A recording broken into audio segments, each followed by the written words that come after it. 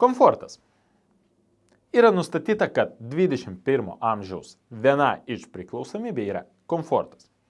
Taip, mes žmonės mėgstam komfortą, mes mėgstam komfortiškai važiuoti į darbą su geru automobiliu, mes mėgstam komfortiškai praleisti laiką darbe, kad mums niekas ten neknystų proto. Mes mėgstam komfortiškai kažkur ant sofkutės pravesti savo vakarą. Ir išmanūs namai iš tiesų yra irgi apie komfortą. Šiandien aš jums papasakosiu apie 5 funkcijas, kurios yra neatsiejama išmanių namų dalis ir jos sukuria jums komforto ir saugumo jausmą. Tai nebus pokalbis apie automatinius užuolaidas arba buvę daviklį vonioje koridoriui. Tai ir taip aišku. Pakalbėkime šiandien apie šiek tiek kitokias automatizacijas, kurias irgi susijusi su komfortu ir jūsų kasdienybė, kuriam jūs naudositės tikriausiai kiekvieną dieną. Bet prieš tai, kaip visada, užprenumeruokite mūsų kanalą, paspauskite patinka po šito video ir parašykite į komentarus, ką jūs manot apie komfortą. Ar gerai, kad mes priklausome nuo komfortą, ar visgi geriau buvo seniau, kada mes ėjom į tualetą, į lauką, tokių orų prie -15 kaip šiandien.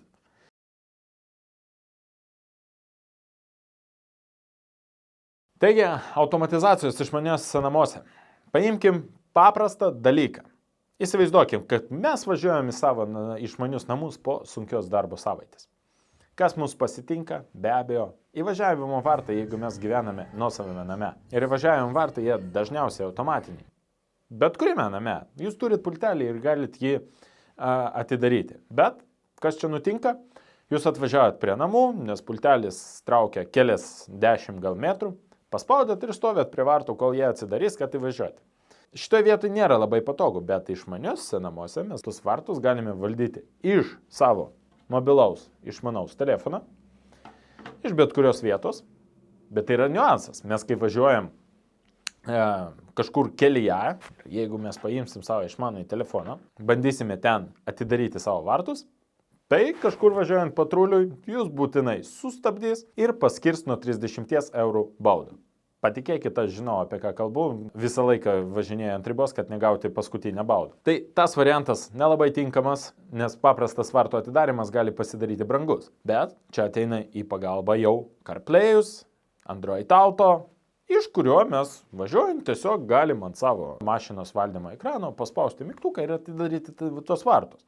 Tai jau daug patogiau ir po ranką ir nereikia grėbti telefoną. Bet ką aš jums pasakysiu, jeigu jūsų išmanus namas gali visą laiką stebėti jūsų telefono geolokaciją ir matyti, kad jūs priartėjat prie savo namų ir pagal tą geolokaciją atidaryti vartus. Aš šitą funkciją integravęs savo prieš jau gerus metus ir šitą funkciją man pasiteisino 100%, kada tu važiuoji link namų ir nesuki savo galvos. Tu privažiuoji prie tam tikros zonos, tau ateina į telefoną, į laikrodį pranešimas, kad vartai atsidaro, tu žinai, kad tave užfiksavo tavo GPS'as ir vartai atsidarė, tu jau kada privažiuoji, vartai atidaryti, tu tiesiai važiuoji į kiemą. Tai labai maža smulkmena, bet jinai prideda to komforto, apie kurį aš jums šnekėjau prieš tai. Jeigu jūs planuojate įrenginėti savo išmanųjį namą, ir jau nors kažkiek pradėjote domėtis šią temą, tai tikriausiai pastebėjot, kad ne viskas ten taip labai jau paprasta ir yra daug labai įvairių niuansų. Bet jums pergyventi nėra ko, nes mes išmanius namus įrenginėjame nuo suprojektavimo darbų iki pilno išmanaus namo paleidimo. Įrengimo metu mes visą laiką esame ant ryšio su savo klientu, padedame jam parinkti teisingus sprendimus ir įrangą, kuri vėliau bus labai paprastai integruota į jūsų išmanųjį namą, kuris jums ir jūsų komfortui tarnaus ilgus metus. Dirbame mes visoje Lietuvoje, o visi mūsų kontaktai yra po šito video aprašyme. Sekantis dalykas, tai daiktas, kurį aš integravau į savo namus ne taip senai, bet komforto lygį jisai man pakelia labai stipriai. Tai išmani spina. Sekantis dalykas, kurį mes pamatom po to, kai važiavom savo kiemą. Žiūrėkit, kaip yra su paprasta spina. Jūs išvažiavote iš namų, aš užrakinau namą. Ar neužrakinau namą?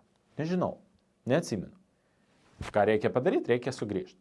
Su išmanė spyna mes visą laiką galim pasiimti išmanųjį telefoną ir pasižiūrėti, ar mūsų išmanė spyna yra šiuo metu užrakinta. Tai jums duoda papildomą komfortą saugumo atžvilgiu, kad jūs tikrai galite patikrinti, ar jūsų išmanė spyna yra užrakinta, ar jūsų durys yra užrakintos. Ta išmanė spyna gali būti susieta dar ir su signalizacija, kaip pavyzdys. Tai pirmas dalykas, kad jūs galite visą laiką patikrinti. Antras dalykas, kad kaip buvo, pavyzdžiui, mano atveju anksčiau. Aš vykdau savo kažkokią buitinę veiklą namuose. Žmona, kaip taisyklė, eina miegoti anksčiau, aš ateinu paskui, ateinu miegoti, jinai sako, o tu durys užrakinai? Aš guliu ir galvoju, aš durys užrakinau ir ką man reikia? Man reikia keltis ir eiti, tikrinti, ar aš užrakinau durys.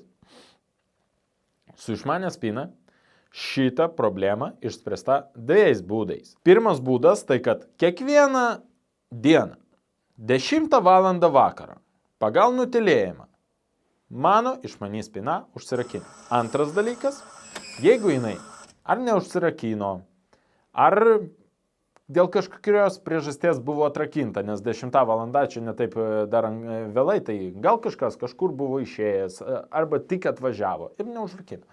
Tai antras dalykas, kurį visada naudoju, tai masterio jungiklis prie įėjimo į miegamąjį, kurį anksčiau aš naudoju, tik tai paspaudžiu ir išjungia visas šviesas svetainėje, virtuvėje, kambariuose, tik ne miegamajame. Tai dabar šitas mygtukas dar ir užrakina išmanę spyną. Ir sutikit, šitoj vietoj man daug paprasčiau, nereikia sukti galvos, ar mano išmanė spyna užrakinta ar ne, nes jinai tikėtina, kad bus užrakinta su 99 procentų tikimybė. Jeigu abejoju, vėlgi galiu pasiimti savo išmanųjį telefoną ir patikrinti, ar mano išmanioji spyna užrakinta. Kažkas pasakys, kad galėjai atsikelt, negaliu, nenoriu, jau atsiguliau, man gerai, aš ir taip daug judu per dieną, tai aš jau kai atsiguliau, tai aš noriu gulėti. Ir trečias dalykas su išmanė spyna, kad jums nereikia nešioti raktų. Kažkas iš jūsų, tai pasakysi tikrai, kad tai, žinau, aš nuhakins tavo spyną ir atrakins. Žiūrėk, nuhakins spyną, čia reikia turėti žinių. Išnešti iš kojos langą, žinių nereikia, reikia jėgos. Durnų žmonių su jėga yra daugiau negu tų, kurie gali nuhakinti spyną, tuo labiau visos geros spynos turi aukštus saugumo reikalavimus, aukštus saugumo protokolus ir jų nuhakinti nėra taip paprasta. Antras dalykas, kad jeigu jūs praradot telefoną, tu konkrečiai, per kiek laiko tu pastebėsi, kad jo nėra? Aš asmeniškai pastebėjau kažkur per 2 minutės. Jeigu tu prarasi raktus nuo savo namų, tarkim, jūs pavogė. Tu gali per visą dieną to nepastebėti, atvažiuoti vakare namo ir pamatyti, kad pas tave namas buvo atrakintas su tavo rakteliu ir į jį kažkas įėjo, pasiėmė ko reikia, jeigu turi iš tavęs punktų, kad pasiimtų. Ir dar iš išmanios spynos yra toks dalykas, kad išmanių namų sistema gali stebėti tavo būseną, ar tu esi šiuo metu namuose, ar neesi šiuo metu namuose. Ir jeigu tu neesi šiuo metu namuose, kaip pavyzdys, tu išvažiavai, žmona išvažiavo, tai tavo išmanių namų sistema atsiunčia pranešimą. Žiūrėk, aš kažkaip žiūriu, jūsų su žmona namuose nėra, gal reikia užrakinti spyną. Ir tu tada galvoji, ar jūs visi išvažiavę, vaikai darželė, jūs darbe ir reikia užrakinti. Tu paspaudi, kad taip. Arba čia kitas scenarius, kad jūs išvažiavot, bet kažkas liko iš, galbūt močiutė, liko su vaikais namuose. Tada mes spynos nerakinam. Tai toks mažas daiktas, kaip išmani spyna, bet jums vėlgi ant kiek daug pridėjo komforto. Trečias dalykas, kuris suteikia komfortą, visgi apšvietimas. Bet ne apšvietimas nuo judesių ir buvę daviklių. Tai savaime suprantamas dalykas, kad buvę jutikliai, judesio davikliai visokiose patalpose, jas yra reikalingos ir man atrodo, čia nėra ką diskutuoti. Bet adaptyvus apšvietimas, jisai galbūt ne tiek suteikia komforto kaip išmani spyna, bet jisai sukuria tau jaukumo jausmo, o jaukumas tai vėlgi komfortas. Adaptyvus apšvietimas tai apšvietimas, kuris keičiasi, keičiantis paros laikui. Dienos metu apšvietimas šviečia 100%. Tamsėjant, vakarėjant, tavo apšvietimas irgi tamsėja, vakarėja. Tai reiškia, kad tau dienos bėgė nereikia ten dimeriuoti kažkokių šviesų, sukioti kažkokių ratuliukų, galbūt aplikacijoje keisti intensyvumą savo šviesos, tau to daryti nereikia. Tavo namas adaptuojasi prie aplinkos automatiškai. Ir iš čia tu jau gauni komfortą vėlgi. Tai adaptyvus apšvietimas, jisai visas pritemsta. Visą naktį jisai laikosi labai blankioj būsenai, 5 gal procentai nuo pilno galingumo. Toks apšvietimas leidžia tau, jeigu tu atsikėlė atsigert vandens, nueiti į tualetą arba dar kažkokiais reikalais, jisai tavęs nepažadina, jisai tau tik tai taip toksai vos šviečiantis. Ryte, vėlgi, kam kaip patinka. Vienam žmogui reikia ryte, kad jam šautų šalta spalva, 100 vatų tokia lempa į veidą ir jisai toksai tik taip gali prabūsti, kitaip jisai miega. Kiti žmonės yra tokie, kuriems irgi komfortiška, kad ryte šviesa būtų tamsi ir po truputį šviesėtų. Tai vat, šitoj vietoj jūs galite sureguliuoti taip, kaip jums komfortiška, taip, kaip jūs norite. Tai adaptyvus apšvietimas. Be adaptyvaus apšvietimo mes dar turime apšvietimą scenomis. Tai tiesiog mes sukonfigūruojame iš anksto savo kelias scenas, kurias dažniausiai naudojame, nes dažniausiai mes naudojame kelias apšvietimo scenas savo namuose. Mes sukonfigūruojam šitas scenas ir priskiriam jas prie tam tikrų mygtukų. Ir pavyzdžiui, pas jūs virtuvėje yra 4 mygtukai. Vienas mygtukas įjungia visą apšvietimą, kitas mygtukas visą apšvietimą pritamsina ir palieka kažkokius akcentus. Trečias mygtukas išjungia visas šviesas aplamai. 4 mygtukai, o scenų reikia tik 3. Gal kažkas dar sugalvos ten kažkokiu pusryčiavimo sceną, kada šviečia kažkoks akcentas ir šviečia vos šviestuvas virš valgomojo stalo. Čia viskas fantazijos reikalas, kiek kas ką sufantazuos, tiek tas to ir turės. Ketvirtas dalykas. Jisai labai stipriai irgi apie komfortą ir net apie tingulį šiek tiek. Bet mūsų žmonių prigimtis yra patingėta. Ir įsivaizduokit, jūs atsisėdot ant sofos, gerai įsitaisėt, pradėjot žiūrėti televizorių, bet šviesos per daug. O mesgi turim sukonfigūruotą sceną. Tai mes šitoj vietoj galim pridėti balso asistentą. Kaip pavyzdys Alexa. Ir jūs šitai balso asistentė Alexai sakot: Alexa, I'm watching TV.